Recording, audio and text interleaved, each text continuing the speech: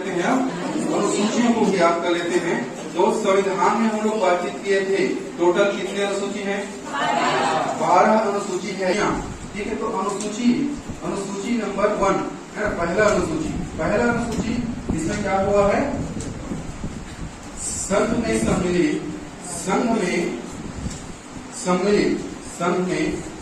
सम्मिलित राज्यों एवं केंद्र शासित प्रदेशों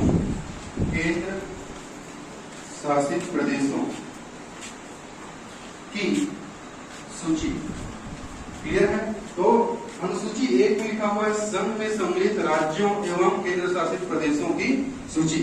ठीक है, तो जितने भी आपके राज्य हैं और जितने केंद्र शासित प्रदेश हैं। तो नमस्कार, मैं तुकार प्रसाई संपादक राजीव टाइम्स।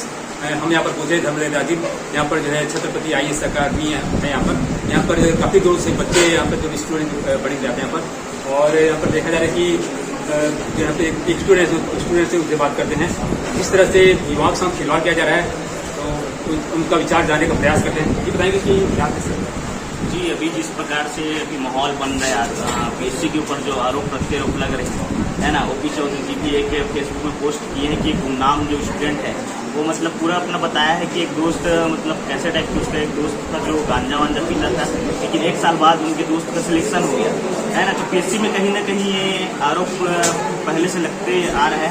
और अभी 2021 के जो लिस्ट आए हैं उसमें टॉप 10 लिस्ट बोलो या 20 लिस्ट में बोलो, नेता के बेटा है या पुत्री हो या उसके जो परिवारजन है, चाहे जमान हो, और जो अधिकारी है जैसे दामन सिंह सोनवानी है, उनका भी नाम आया है।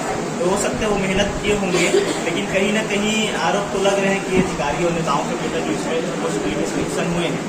तो और क्या है कि जो व्यापम में है, व्यापम में से हॉस्टल वार्डन के एग्जाम हो रहे हैं, हॉस्टल वार्डन के एग्जाम जो हमेशा व्यापम लेते आ रहे हैं, लेकिन अभी जो उसको PSC को दे दिए हैं, तो स्टूडेंट खासा नाराज है कि एग्जाम जो है हॉस्टल वार्डन का एग्जाम जो उसको व्यापम लेना चाहिए। कितने चरणों में होगा जो हॉस्टल वार्डन का? हॉस्टल वार्डन के एग्जाम तो एक ही चरण में। एक ही चरण। हाँ जी, और आगे बताएं। भर्ती प्रक्रियाओं में विभिन्न जो भर्ती परीक्षा हो रही हैं, जिसमें टाइम ड्यूरेशन का बात हो रहा था, है ना, बहुत कम समय दिया गया है, इस पर आपका क्या कहना है? अभी क्या है, जो भर्ती जो आ रही है वो लगातार कम समय में आप लोगों की तैयारी हो जाएगी।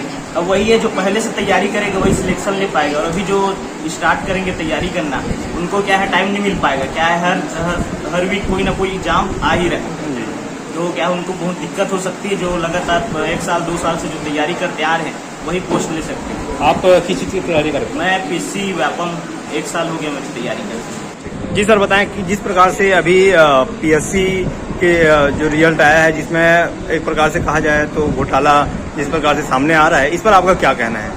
जी सर, देखो, सबसे विश्वसनीय संस्थान है छत्तीसगढ़ का आपका CGPSC, और बच्चे पूर्णतः विश्वास करके इसकी तैयारी करते हैं कि हम बड़े अधिकारी बनेंगे, है ना, और नीचे लेवल से उठकर एक बड़े लेवल तक जाएंगे। लेकिन अगर ऐसे संस्थानों में भी कुछ समस्याएं हैं, कुछ अधिकारी वर्ग या कुछ मंत्री वर्ग, है ना, कुछ लोगों को अगर अपने रिश्तेदारों को, है ना, अपने संबंधियों को अगर इस बड़े पोस्ट में अगर लेना चाह रहे हैं, तो इसके कारण फिर जनता के साथ अन्याय होगा, छात्रों के साथ अन्याय होगा, है ना। ये सब प्रवृत्ति को सरकार को तुरंत प्रतिबंध लगाना चाहिए और पूर्णतः पारदर्शी तरीके से CGPSC में एक ऐसा क्या बोल सकते हैं, ईमानदारीता होना चाहिए कि सभी बच्चे, है ना, मेहनत अपने पूरी ईमानदारी से करें, उनका सिलेक्शन पूरी ईमानदारी से हो और किसी प्रकार का कोई भी गड़बड़ियाँ ना हो, ताकि किसान के जो बेटे हैं, जो मजदूर के बेटे हैं, वो भी अपने बड़े सपनों को साकार कर सके, है ना। अन्यथा अगर इस प्रकार की खबरें अगर आ रही है कि कुछ सेटिंग हो रहा है, कुछ मंत्री लोग कर रहे हैं, कुछ अधिकारी लोग कर रहे हैं, इसके कारण निगेटिविटी जाएगा, पैसे का बोलबाला हो जाएगा, है ना। जिसके पास पैसे हैं वो पोस्ट खरीद रहे हैं, ऐसा प्रवृत्ति जाएगी, इसके कारण सरकार को भी घाटा होगा, है ना। सरकार को सबसे बड़ा घाटा होगा क्योंकि चुनाव में युवाओं का बोलबाला है। युवा अगर सरकार से नाराज हो गए कि भाई हम मेहनत कर रहे हैं, हमको मेहनत के अनुरूप सफलता नहीं मिल पा रही है, कुछ लोग जबरदस्ती पैसा देकर घुस रहे हैं, तो फिर इसके कारण बहुत ज़्यादा समस्या हो सकती है। हो सकता है बड़े आंदोलन के रूप में सामने आ जाए, ठीक है। और ऐसे कई आंदोलन हुए हैं जिस कारण सरकार गिर भी सकती है, ठीक है। इसलिए मैं बोलूँगा कि भाई पूर्णतः पारदर्शिता रखें, ऐसे जो बड़े एग्जाम्स हैं या चाहे व्यापम के एग्जाम हो, और सभी जो नीचे तबके के स्टूडेंट्स हैं, जो किसान वर्ग के, मजदूर वर्ग के बच्चे, मध्य वर्गीय बच्चे हैं, उसको भी एक अच्छा पोस्ट लेने का मौका दें। जी सर, आपका परिचय बताएंगे क्या? जी सर, मैं भूपेंद्र केसी बम्बार, छत्रपति IAS अकेडमी का डायरेक्टर, और मैं स्वयं UPSC का भी तैयारी कर रहा था। लगभग 5 से 6 वर्ष दिल्ली में गुजार चुका हूँ।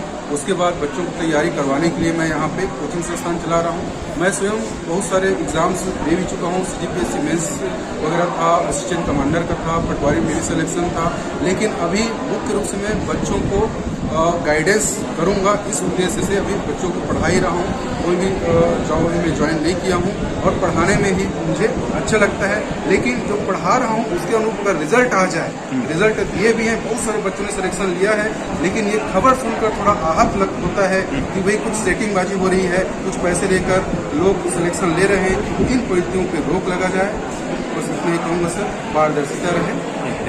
सर यहाँ पे कहाँ से बच्चे आते हैं सर, बताएं सर। जी सर, यहाँ पे हम लोग अभी राजिम, जो छत्तीसगढ़ का प्रयाग कहा जाता है, वहाँ पे हम कोचिंग संस्थान चला रहे हैं। यहाँ से लगभग 30 से 40 किलोमीटर, 50 किलोमीटर तक के बच्चे आते हैं। इधर अगर जाएंगे तो पांडुका तक बच्चे आते हैं, इधर पिंगेश्वर तक, इस साइड अगर जाएंगे तो मगल रोड तक बच्चे आते हैं, इधर से अभनपुर तक, है ना, और उधर चंपारण, आगे कुम्हारी, यहाँ तक के मतलब आसपास के लगभग 30 से 40 किलोमीटर तक के बच्चे लोग यहाँ पढ़ने आते हैं।